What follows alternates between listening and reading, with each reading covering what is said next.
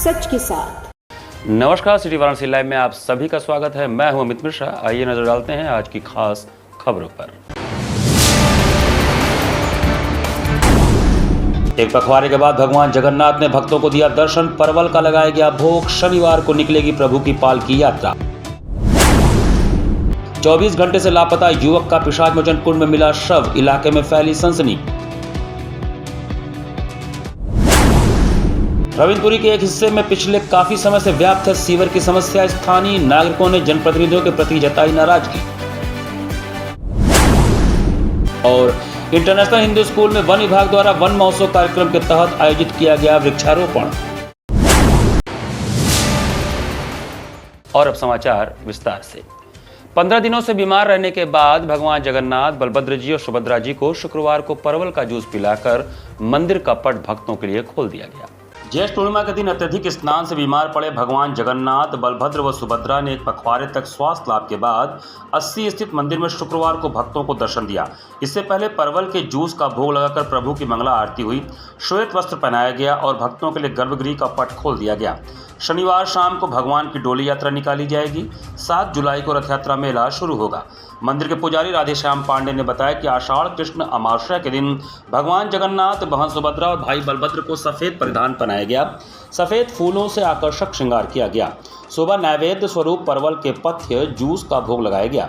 इसे प्रसाद स्वरूप भक्तों में वितरित किया गया। इसके बाद महाप्रसाद भोग लगाया गया।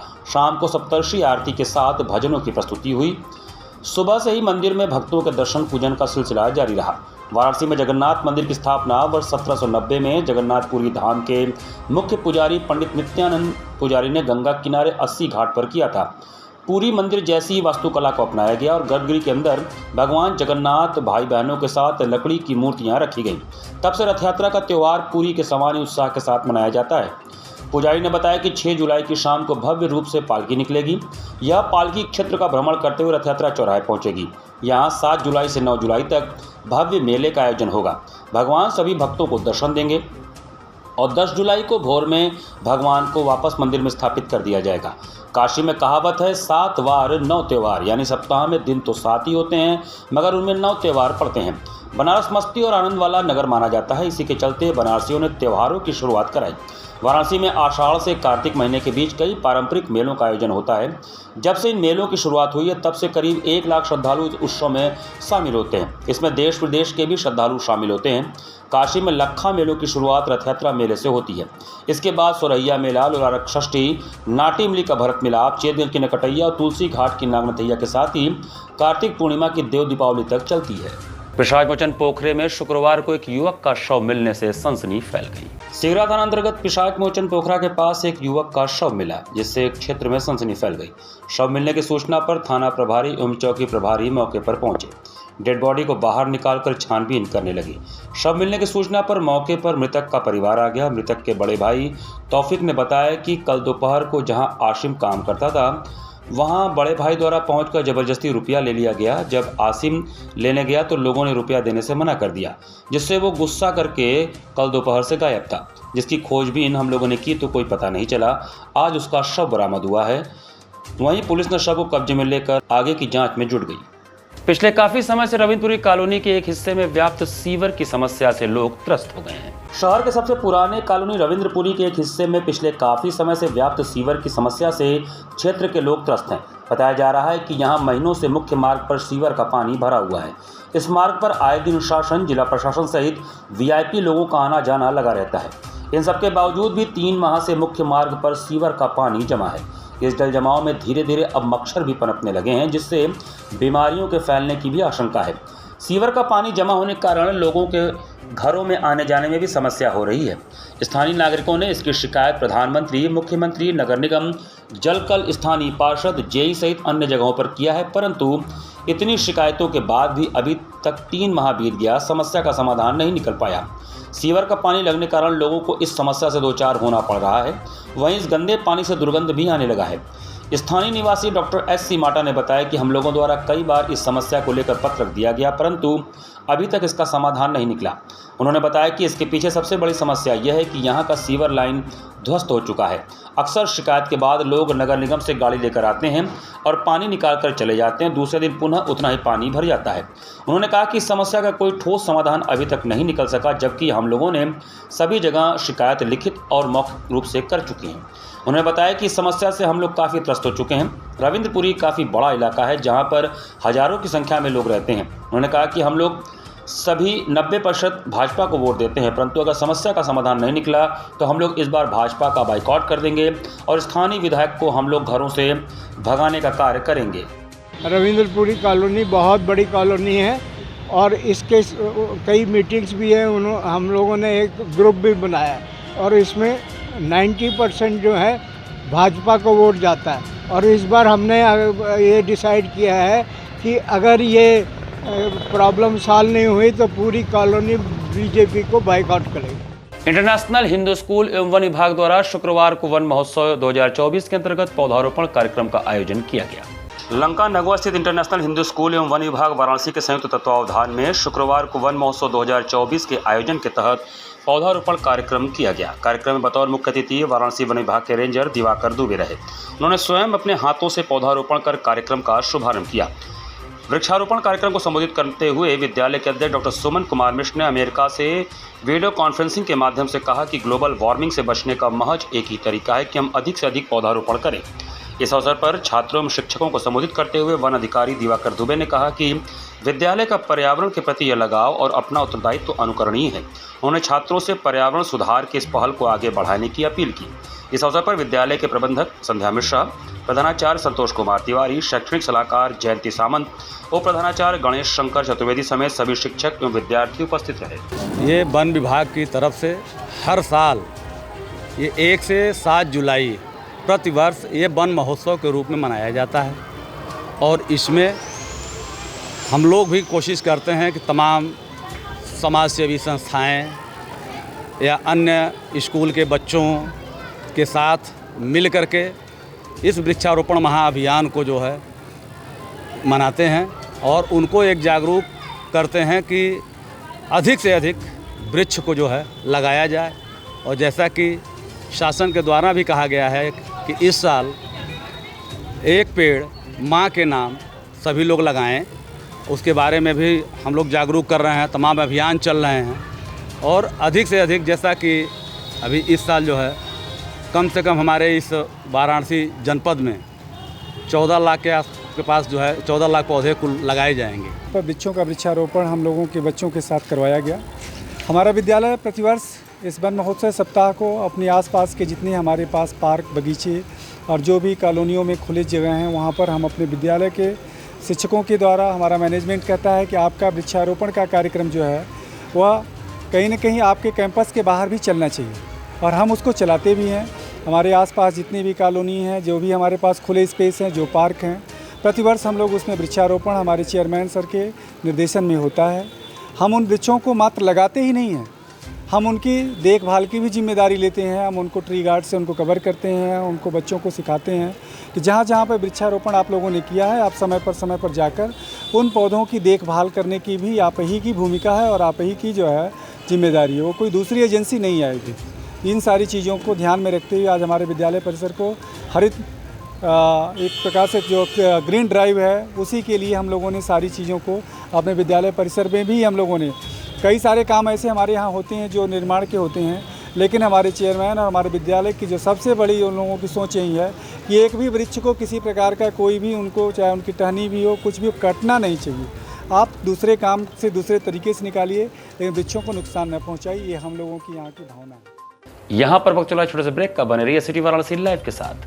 वाराणसी लाइव सच के साथ। स्वामी हरसिवानंद पब्लिक स्कूल छात्र छात्राओं हेतु वातानुकूलित छात्रावास की सुविधा, हरतिमा युक्त खेल का मैदान, इंडोर गेम आउटडोर गेम की सुविधा, जिम, योगा, ध्यान की विशेष कक्षा, एनसीसी एबीसी सर्टिफिकेट तथा करियर काउंसलिंग की सुविधा, विज्ञान कला तथा कॉमर्स के साथ वैकल्पिक विषयों की एक लंबी श्रृंखला, कम फीस में उत्कृष्टतम अध्ययन की व्यवस्था, शहर के सभी क्षेत्रों में बस की सुविधा, विज्ञान, कंप्यूटर तथा सभी आधुनिकतम प्रयोगशाला उपलब्ध, audio video classes, Swami Harsivanand public school and hostel शिक्षण समूह शाखाएं Garhwa Ghat Ramna Varanasi. Phone number 9554995413। Jagatganj Varanasi. Phone number 7408457111। Banpurwa Ramna Varanasi. Phone number 9554955412। Railway station road Churk Sonbhadra. Phone number 7081109710। Marsara Ghorawal Sonbhadra. Phone number 954963199495 एवं स्वामी हरसिवानंद महाविद्यालय Churk Sonbhadra. Phone number 7081109711।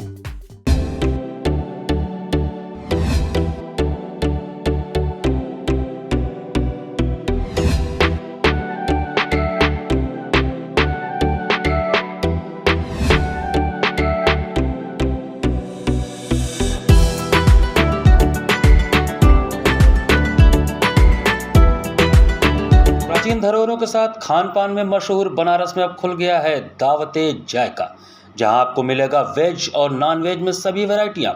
Ravindra colony के लेन नंबर 3 में स्थित इस वातानुकूलित रेस्टोरेंट में आपको मिलेगा पारिवारिक माहौल।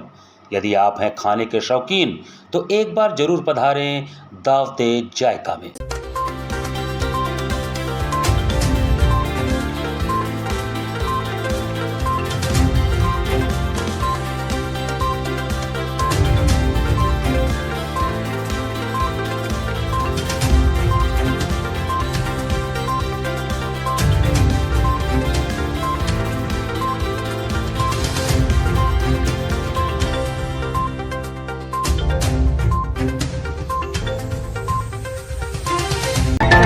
लाइव सच के साथ।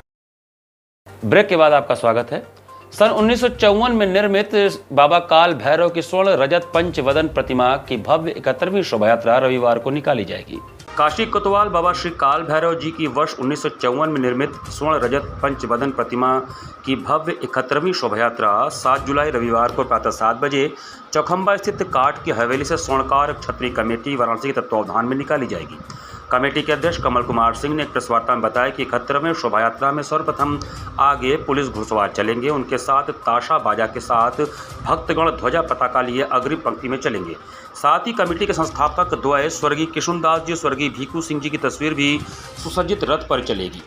बैंड पार्टी सुमधुर धुन बिखेरते चलेंगे, साथ में माता स्वरूप प्रतिमाएं अपने कर्तव्य दिखाते हुए चलेंगी। 11 सुसज्जित और छतरी युक्त घोड़ों पर देव प्रतिमाएं राम लक्ष्मण भरत शत्रुघ्न हनुमान जी के साथ ध्वजा पताका लिए ध्वजवाहक भी विराजमान रहेंगे। साथ ही पाइप बैंड का आकर्षण भी रहेगा। कमेटी के अध्यक्ष कमल कुमार सिंह ने बताया कि शोभा यात्रा के दौरान शंकर, पार्वती, राधा कृष्ण, दुर्गा जी, काली जी, हनुमान जी की भी आकर्षक झांकी रहेगी। इवेंट प्लानर की टीम नीरज सेठ के नेतृत्व में रास्ते भर भजन प्रस्तुत करती रहेगी। पत्रकार वार्ता के दौरान अध्यक्ष कमल कुमार सिंह, महामंत्री सतीश कुमार सिंह, शोभा यात्रा मंत्री जनार्दन प्रसाद वर्मा, कोषाध्यक्ष विष्णु सेठ, श्याम सुंदर सिंह, कृष्ण कुमार सेठ, डॉक्टर कैलाश सिंह, विकास, किशोर सेठ, घनश्याम सेठ, अनुज गौतम, राजू वर्मा, संदीप सेठ आदि उपस्थित रहे। स्वर्ण क्षत्रिय कमेटी द्वारा सन 1954 से बाबा काल भैरव जी की शोभा यात्रा निकाली जाती रही है। इस वर्ष 71वीं शोभा यात्रा का आयोजन किया जा रहा है। स्वर्ण रजत प्रतिमा जो कि स्वर्णकार समाज के द्वारा निर्माण कराकर मंदिर प्रशासन को दिया गया था, वही मूर्ति प्रतिवर्ष साल में एक दिन निकलती है। स्वर्ण रजत प्रतिमा उसी का रथ पे श्रृंगार कर शोभा यात्रा के रूप में हम लोग निकालते हैं और जो भी अपने परंपरागत मार्गों से होते हुए काल भैरव मंदिर के पास जाके समापन होता है शोभा यात्रा का। स्वर्ण रजत प्रतिमा का ही उस दिन श्रृंगार दर्शन होता है। निकलेगा और 3 दिन बाद शोभा यात्रा 7 जुलाई 2024 रविवार को प्रातः 7 बजे काठ की हवेली से प्रारंभ होकर बीबीहटिया, जतनभर, दूधकटरा, विशेषरगंज, महामृत्युंजय, दारानगर, मध्यमेश्वर, मैदागिन, बुलानाला चौक होते हुए नारियल बाजार, गोविंदपुरा, ठठेरी बाजार, सूरत वहाँ से होते हुए गोलघर काल भैरव मंदिर पे आकर के शोभा यात्रा का समापन होता है। श्रेष्ठ इंटर कॉलेज में रोटरी क्लब वाराणसी सेंट्रल के सहयोग से कंप्यूटर लैब का उद्घाटन किया गया। रोटरी क्लब वाराणसी सेंट्रल द्वारा कंप्यूटर लैब का उद्घाटन मुख्य अतिथि डॉक्टर पृथ्वीश नाग, पूर्व कुलपति काशी विद्यापीठ एवं विशिष्ट अतिथि पीडीजी रोटेरियन संजय अग्रवाल द्वारा आज शुक्रवार को किया गया।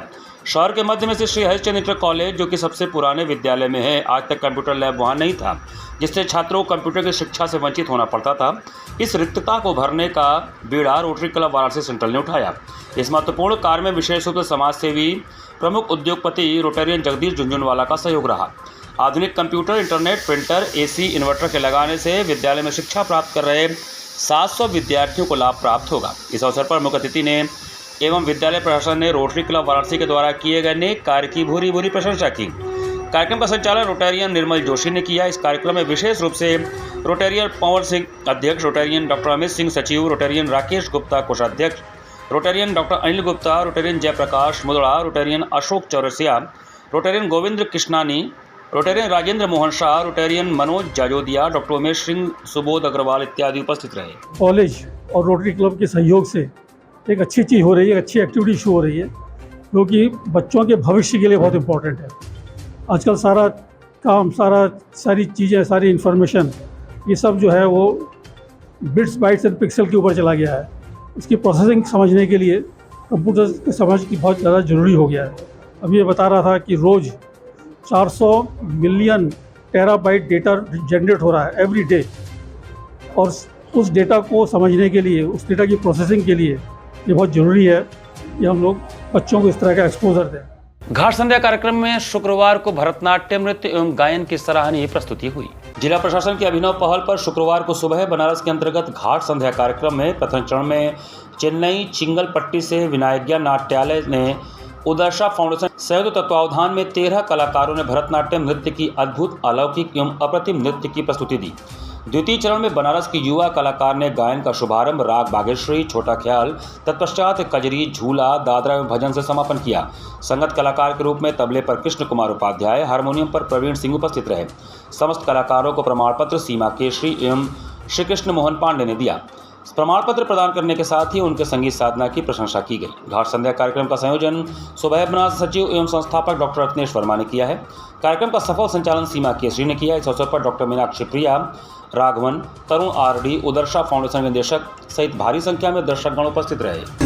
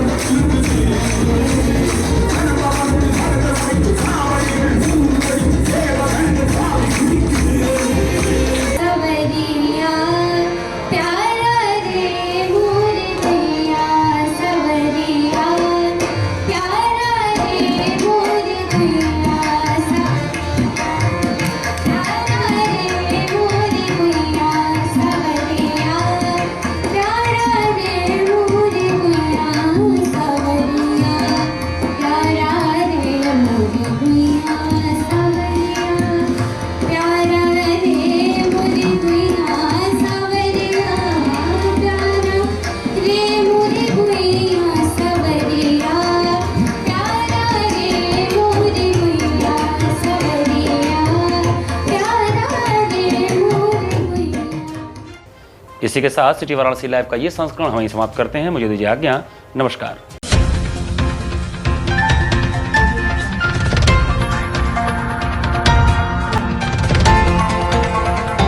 वाराणसी लाइव, सच के साथ।